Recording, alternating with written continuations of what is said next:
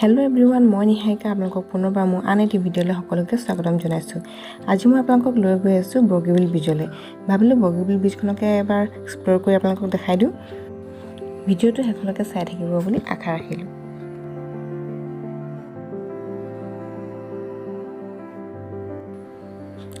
এইটো হৈছে বগীবিল টোল গেট। টোল গেটৰ কথা হয়তো আপোনাক নকলেও হ'ব, কাৰণ সকলোৱেতো জানেই।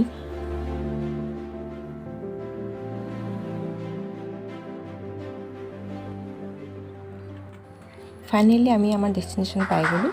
এতিয়া ৰাস্তাতে এখন দোকান পালোঁ আৰু তাত খাবৰ কাৰণে কিবা কিবি অলপ লৈ লওঁ।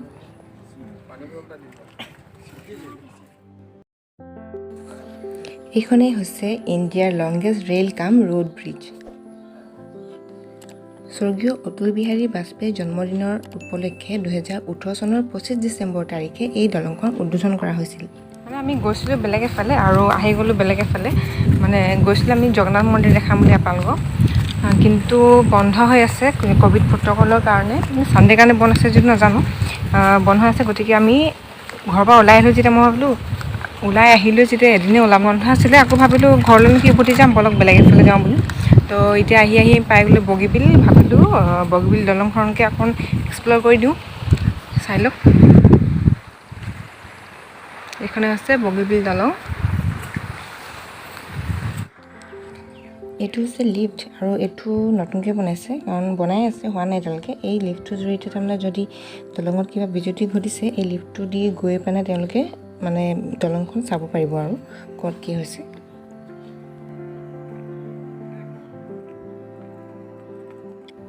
এই দলংখনত দুটা খাপ আছে, এটা খাপত ৰেল চলে আৰু এটা খাপত গাড়ী চলে। আৰু এই কথাটোৰ কাৰণে এই দলংখন বহুত স্পেচিয়েল হয়। যিসকল ইঞ্জিনিয়াৰে এই দলংখন বনাইছে, তেওঁলোকৰ মতে 120 বছৰলৈকে এই দলংখনত কোনো বিজুতি নঘটে। আছে বগীবিল দলঙৰ তলৰ ভিউটো চাওকচোন, কেনেকৈ আৰু কি টেকনিকেল দলংখন বনাইছে। আৰু এইটো আছে মথাউৰি।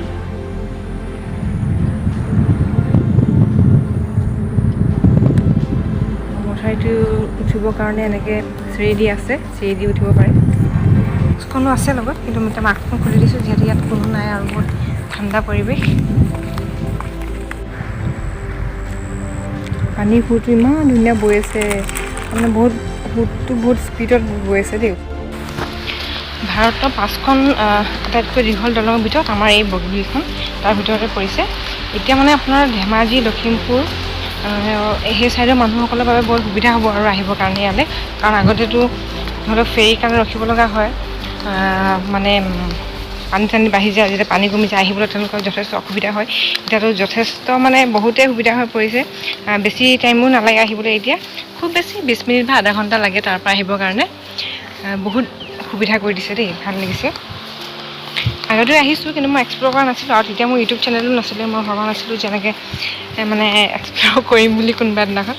কিন্তু এতিয়া যিহেতু চেনেলটো খুলিলোঁ, ভাবিলোঁ আহিছোঁ যেতিয়া এক্সপ্ল'ৰটো কৰি দিওঁ।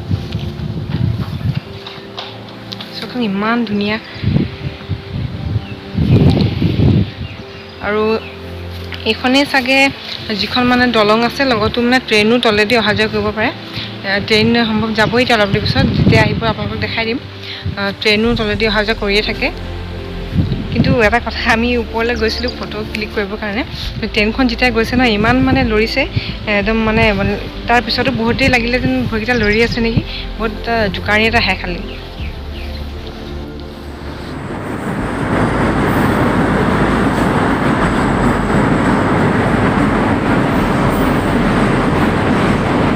সেইটো চিৰি দিয়ে নামি আহিছিলোঁ তললৈ, এতিয়া এইফালেদি উঠি যাম। আৰু মোৰ মানে চিৰি দি নহয়, এইফালেদি এনেকৈ বগাই যাবলৈহে মন গৈছে। এইফালেদি উঠি যাম।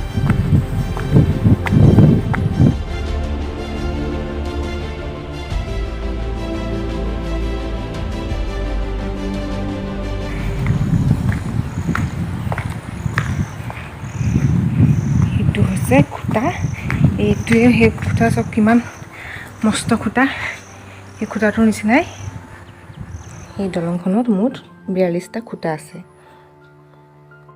গোটেই ভাৰতবৰ্ষৰ ভিতৰতে এইখন 4.94 কিলোমিটাৰ দীঘল ব্ৰিজ, আৰু গতিকে আমাৰ অসমবাসীৰ বাবে এইটো আটাইতকৈ গৌৰৱৰ কথা।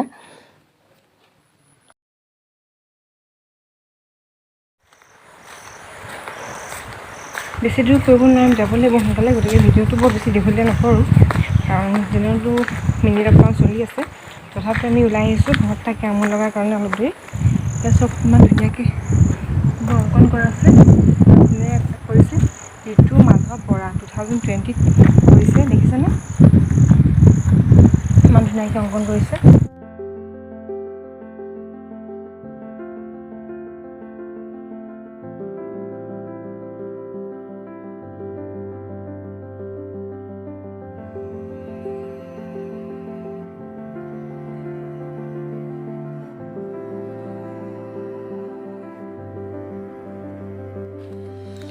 এই দলংখন হোৱাৰ ফলতে অসম আৰু অৰুণাচলৰ মাজৰ দূৰত্ব একেবাৰে কমি গ'ল।